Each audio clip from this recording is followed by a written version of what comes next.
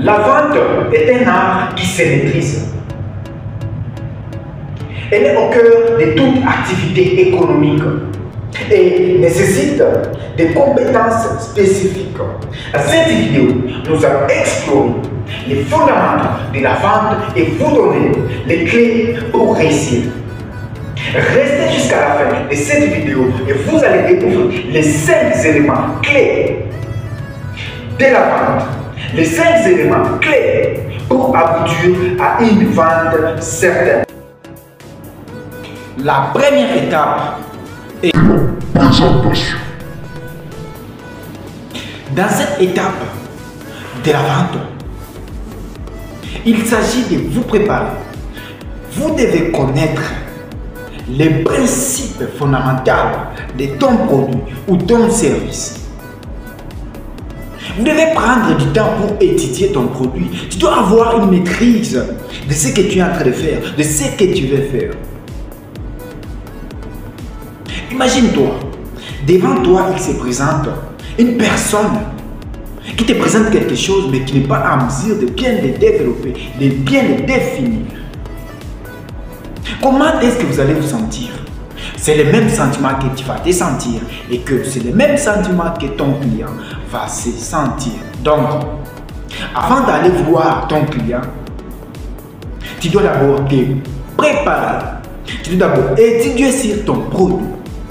Et après cette étape de la préparation que tu dois te préparer physiquement, en marketing relationnel, on nous disait à chaque fois, bon, on a réussi de la chance de fréquenter quelques-unes des sociétés qui œuvrent dans le marketing relationnel, dites communément MLM. Alors, on nous demandait, avant de descendre sur terre, d'être bien habillé, d'étudier d'abord les étapes de la présentation des produits ou ton service. Et comme style qu'on nous avait demandé, était homme en costume bien cravaté. Alors, ça fait partie de la préparation que tu dois faire. Après avoir connaître les produits ou les services que tu dois les présenter, tu dois être prêt aussi physiquement. Tu ne dois pas te présenter devant ton patient, devant ton client. Excusez les termes, quand j'ai dit le patient, je voulais parler en fonction du domaine médical. Alors, tu ne dois pas te présenter devant ton client avec un aspect affameur, quelqu'un qui reflète d'abord la souffrance, quelqu'un qui reflète d'abord la famine. Toi-même, tu es devant ton client, tu te permets de bailler pour dire que tu n'as pas mangé les matins. Alors, tu dois être prêt avant d'aller devant ton client. C'est ton aspect physique externe qui va d'abord, premièrement, donner à moitié la confiance. C'est ce que tu vas faire à ton client. Tu dois te préparer, tu dois apprendre à connaître ton produit ou service. Tu dois aussi identifier ton client cible. Tu dois savoir, avec mon produit ici, je dois présenter à qui. Et là, il y a des aspects qui entrent en jeu.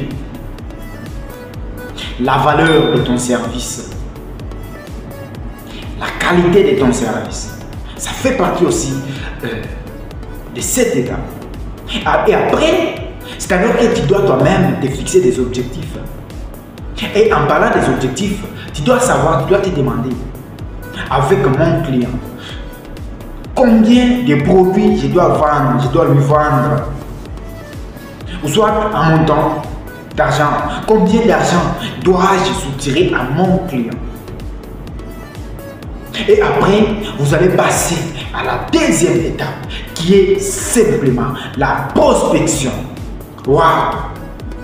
La prospection est l'étape, moi j'ai dit, l'étape même fondamentale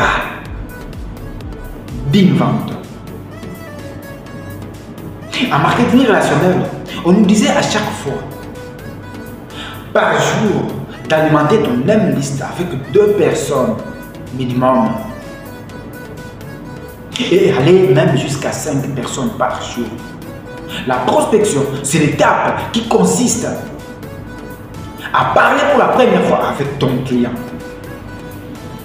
Et là, première des choses, quand tu es devant ton client, tu dois effectivement lui saluer, demander comment il va. Et c'est dans cette étape que tu dois arriver à découvrir les problèmes qu'a tes clients afin de lui proposer une solution. C'est cette étape qui permet au vendeur de décocher, de prendre les contacts, les numéros de téléphone de son client. Et c'est dans cette étape où le vendeur doit provoquer, prendre un rendez-vous avec son client.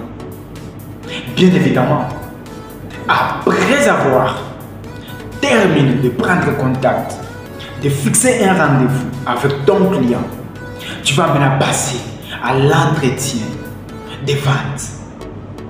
C'est aussi un élément fondamental, c'est aussi un élément clé de la vente. Si vous partez mal dans cette étape, vous échouez tout et vous êtes perdant. Quand vous parlez avec un client, tu dois d'abord avoir une émotion tranquille, sans crainte. Il y a d'autres personnes devant le client qui présentent un aspect de honte. Et cela montre que tu n'es pas à mesure, tu ne maîtrises pas ce que tu fais. Tu ne maîtrises pas ton produit, tu ne maîtrises pas ton service. Alors, tu dois prendre une attitude d'un pro, un vendeur pro.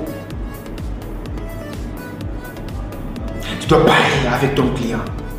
Tu présentes ton produit. Tu le présentes. Après avoir présenté, tu dialogues avec lui. Tu lui poses des questions.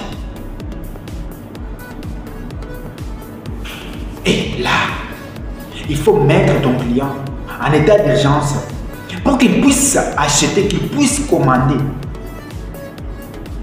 ton produit. Il faut que le client se sente dans l'état d'urgence pour qu'il puisse aussi négocier, pour qu'il puisse aussi commander ton produit. Et une erreur que beaucoup commettent dans cette étape, normalement moi, je ne suis pas pressé pour dire les prix de mon produit ou service. C'est le client qui me demande toujours avant.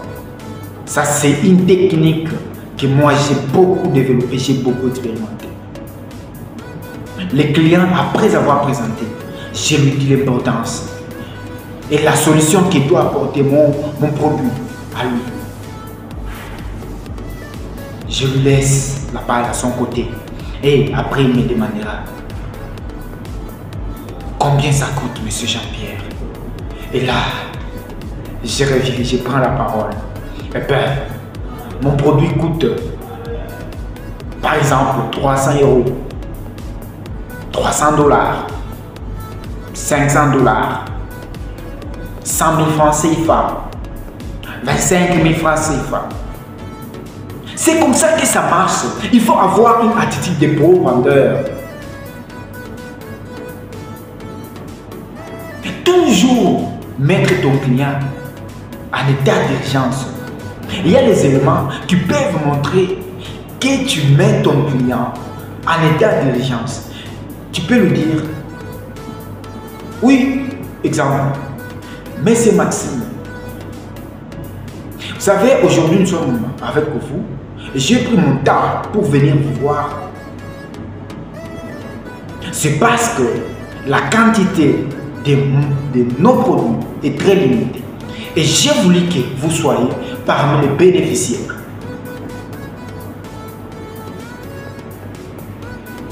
Et là, le client va se sentir en état d'urgence. Soit vous lui dites ceci. Monsieur, maximum. Je suis devant vous uniquement avec ces produits. Normalement, je devrais venir demain ou après-demain, mais demain, cette offre va expirer et le prix peut augmenter. Alors, je me suis dit que je dois venir aujourd'hui et terminer avec vous, que vous bénéficiez de cette offre. Et les clients se sentent dans l'urgence. Et l'étape suivante de la vente, c'est la conclusion. Après avoir établi le dialogue de vente, tu dois passer à la conclusion. Et là, tu dois être très souple.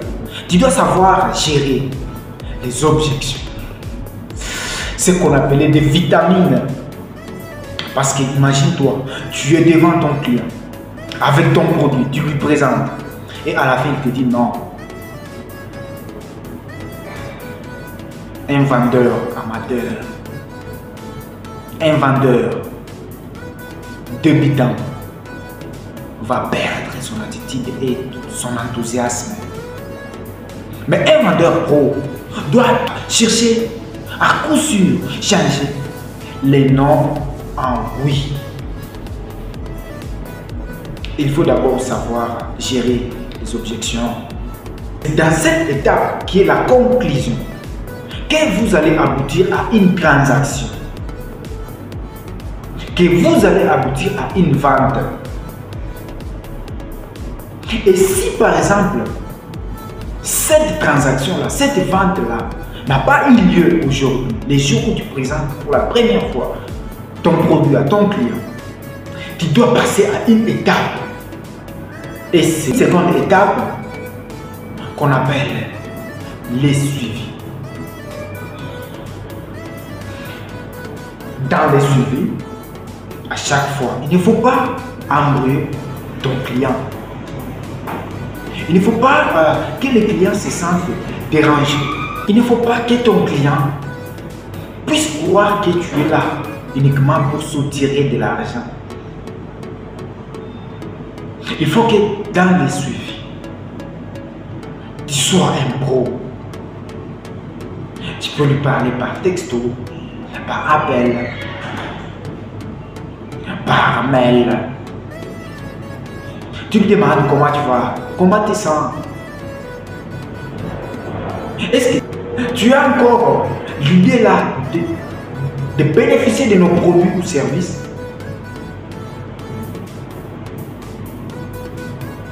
Tu parles avec lui petit à petit. Tu lui écoutes, qu'il te pose des questions. Tu lui demandes, pose-moi toutes tes questions. Et là, tu vas lui répondre. Cela va encore permettre qu'il y ait une relation avec ton client.